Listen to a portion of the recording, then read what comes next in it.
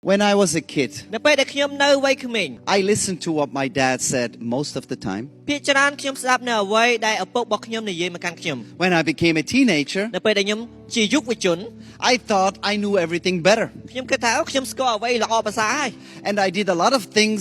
that did not make my dad happy. ហើយខ្ញុំធ្វើការជាច្រើនដែលអត់ធ្វើឲ្យឪពុករបស់ខ្ញុំសប្បាយចិត្តនឹងខ្ញុំ But still,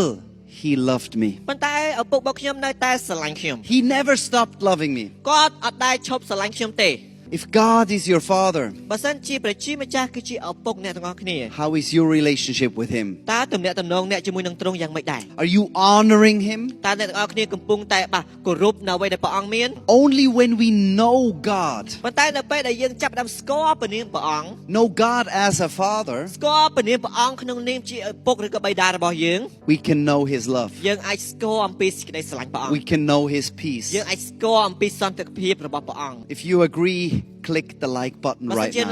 អ្នកទាំងអស់គ្នាយល់ព្រមសូមចុចប៊ូតុន like ឥឡូវហ្នឹង Write amen in the comments. ហើយសូមបានសរសេរពាក្យថា Amen នៅក្នុង comment